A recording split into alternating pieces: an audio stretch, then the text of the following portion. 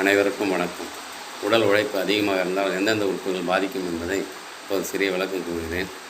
அதிக நேரம் படுத்துனே இருந்தீங்கன்னா நுரையீரல் பாதிப்பு ஏற்படும். அதிக நேரம் ரொம்ப நேரம் நின்றுனே இருந்தீங்கன்னா கிட்னி பாதிப்பு, சிறுநீரக பாதிப்பு ஏற்படும். அதிக நேரம் ஒரே இடத்துல உட்காந்துனே இருந்தீங்கன்னா மண்ணீரல் பாதிப்பு ஏற்படும். அதிக நேரம் உடல் உழைப்பு கொடுத்துனே இருந்தீங்கன்னா எனர்ஜி அதிகமாக இருந்துச்சுன்னா கல்லீரல் பாதிப்பு ஏற்படும். அதிக நேரம் தூங்காமல் டிவி பார்க்குறது, கம்ப்யூட்டர் நோண்டுறது இது மாதிரி இருந்ததுன்னா இதையும் பாதிப்பு ஏற்படும். அதே போல் நம்ம அடிக்கடி இந்த குடிக்கிறவங்க, சிகரெட் குடிக்கிறவங்கலாம் அடிக்கடி கொய்யாப்பழம் சாப்பிடுங்க, எள்ளு உருண்டை சாப்பிடுங்க. அதேமாதிரி பச்சை மிளகாய், மோர், தயிர் ஏதாவது சேர்த்து சாப்பிடுங்க. சீக்கிரம் குடிப்பழக்கமாக இருப்பீங்க. அதே போல் அல்சர் குணமாக சில வழிமுறைகள் சொல்கிறேன். அகத்திக்கீரை சமைச்சு சாப்பிட்டு வந்தீங்கன்னா அல்சர் குணமாகும்.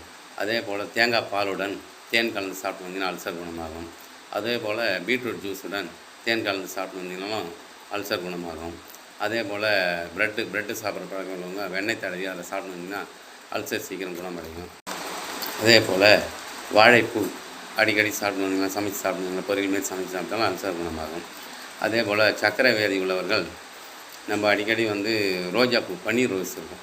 பன்னீர் ரோஸை ஒரு டம்ளர் தண்ணியில் ஒரு 2 பூ போட்டு வச்சு காலையில் எழுந்ச்சி அந்த தண்ணியும் குடிக்கலாம், அந்த ரோஸையும் சாப்பிட்லாம். அதுமாதிரி சர்க்கரை கண்ட்ரோலுக்கு வரும்.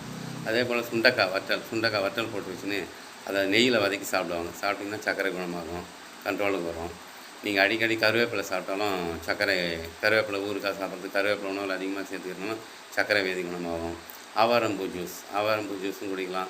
அதே போல் கூட்டுதுவா, வெந்தயம், ஆவாரம்பூ, நாவக்கொட்டை, வில்வம், சிறுகுறிஞ்சான், சீந்தல்குடி, சிறியானங்கை இதெல்லாம் போட்டு கொதிக்க வச்சு வடிகட்டி கூட்டு மருந்தாக கொதிக்க வச்சு வடிகட்டி குடிச்சிங்கன்னா சர்க்கரை கண்ட்ரோல் வரும்.